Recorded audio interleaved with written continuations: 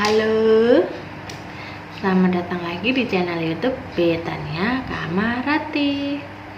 Di video sebelumnya yang mengenai panduan lengkap merawat bayi 0 sampai 12 bulan kan saya sudah membahas mengenai bagaimana cara mengatasi bayi yang menangis, kemudian yang cegukan, kemudian ada juga mitos dan faktanya mengenai bayi, kemudian dan banyak lagi. Untuk video kali ini saya ingin membahas mengenai yang pertama, perawatan tali pusat. Tali pusat biasanya lepas sendiri antara 1 sampai 4 minggu setelah lahir. Yang perlu diperhatikan nih untuk merawat tali pusat dan harus diingat, yaitu jangan memandikan bayi dengan berendam di ember atau bak mandi. Kemudian lipat bagian popok depan di bawah pusar supaya urin atau air kencing tidak mengenai bagian tersebut atau bagian tali pusatnya. Lipat juga baju ke atas, baju bayi lo ya. Jangan membasahi pusar sampai sisa tali pusar lepas. Ingat, jangan sampai tali pusarnya basah. Tali pusar jangan sampai pusarnya basah sampai tali pusarnya lepas. Karena apa? Nanti bisa busuk, terus akhirnya jadi infeksi. Kemudian perlu diingat juga, bayi tidak perlu ditutup gurita atau popok pada pusarnya tadi. Kemudian dikompres, kasa dan antiseptik. Kemudian juga tidak perlu ditutup kasa, biarin gitu aja biar cepat kering. Kemudian jika ada tanda-tanda pusarnya bengkak, berbau busuk, bernanah dan tampak kemarahan, segera ke dokter ya. Selanjutnya kita bahas mengenai bagaimana cara memandikan bayi.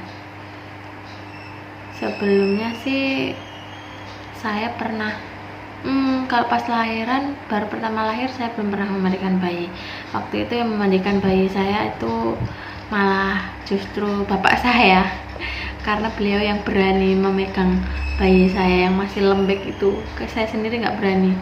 Kemudian untuk seterusnya suami saya sampai dengan sekarang, tapi kadang-kadang juga saya, tapi saya beraninya kalau sudah besar.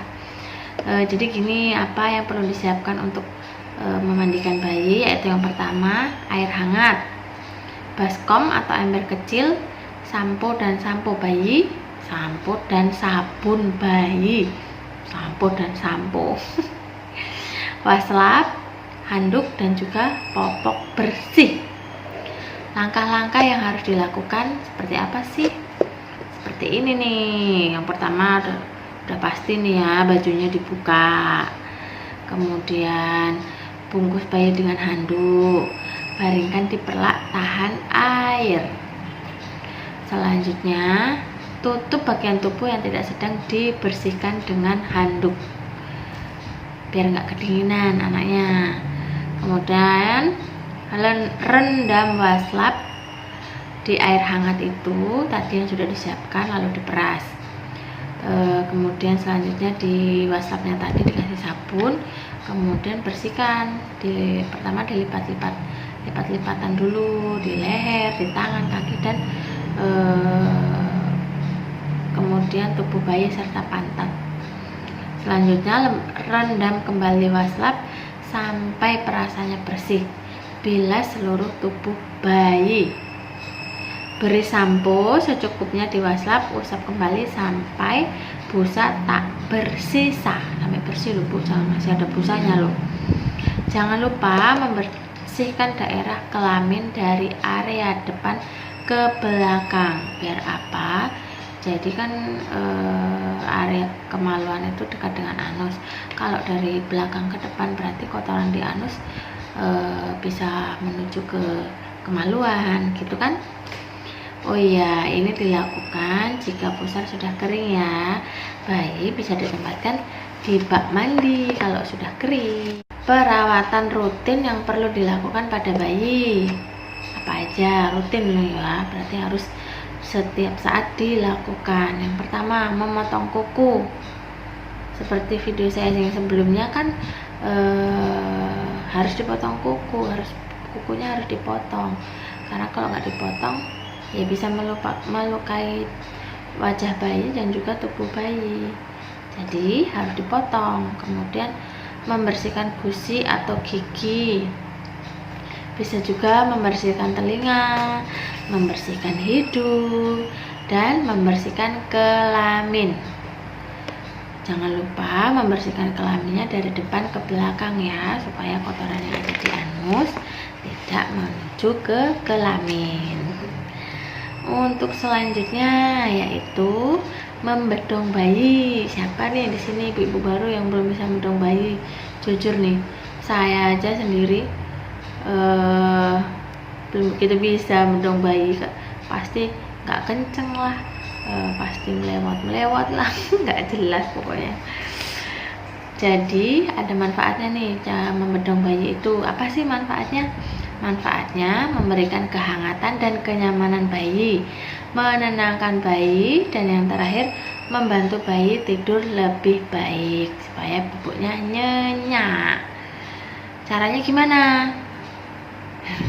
Kalau teorinya sih saya bisa, cuman prakteknya susah. Yang pertama, pilih kain bedong yang halus, lembut, tipis, dan menyerap keringat. Kemudian lipat kain menjadi 2, berbentuk segitiga, tidak sama panjang. Baringkan bayi di atas kain, posisikan lehernya tepat pada lipatan kain tadi. Selanjutnya, posisikan lengan kanan bayi lurus di samping tubuhnya. Lalu lipat kain sudut kiri melewati lengan kanan dan menyilang tubuh bayi. Kemudian sisipkan kain di bawah lengan kiri bayi.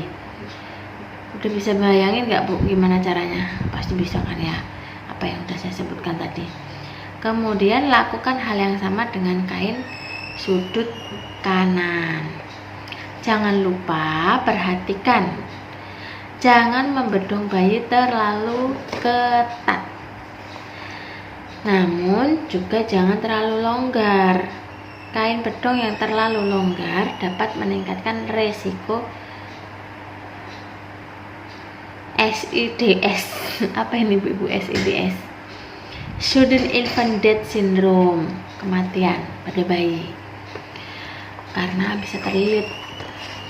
Kemudian selanjutnya bayi juga perlu loh dipijat, nggak cuma orang dewasa aja.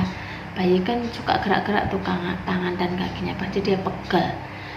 Pijat bayi dapat dilakukan sejak bayi lahir, asalkan dengan kelembutan dan berhati-hati. Jangan samakan kayak orang dewasa mijitnya. Kasihan. Terus ada manfaatnya pijat bayi ini. Apa sih manfaatnya? Meningkatkan bonding ayah atau ibu dengan bayi, meningkatkan daya tahan tubuh bayi, memberikan perasaan tenang, aman, dan nyaman pada bayi, menguatkan sistem pencernaan, pernapasan, dan peredaran darah.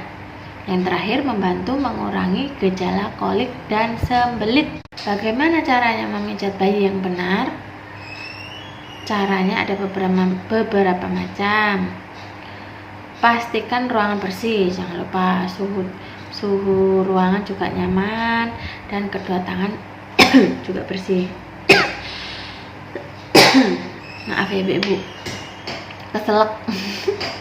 Selanjutnya gunakan baby oil, mereknya apa aja boleh, yang penting pas di kantong. Selanjutnya mulai pijit dari kedua kaki, lakukan dari tengah tubuh di keluar, misalnya dari paha ke telapak kaki. Kemudian gerakkan kedua kaki bayi ke atas, tekuk lembut seperti sedang mengayuh sepeda. Ini biasanya untuk bisa memperlancar BAB loh, kalau menurut saya.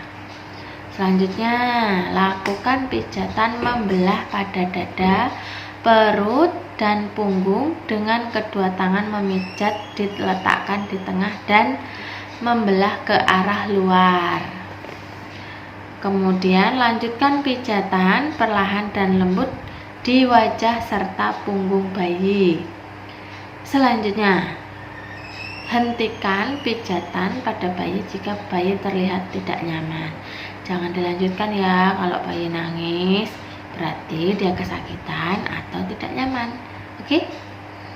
Kemudian perlu diperhatikan, jangan dipijat si bayi itu tadi, jangan dipijat jika sedang mengantuk atau sedang tidur, sedang demam, atau baru saja selesai minum atau makan.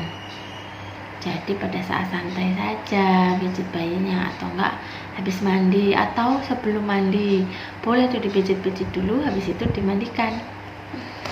Demikian video dari saya mengenai perawatan bayi. Bagaimana sih cara merawat bayi yang baik dan benar?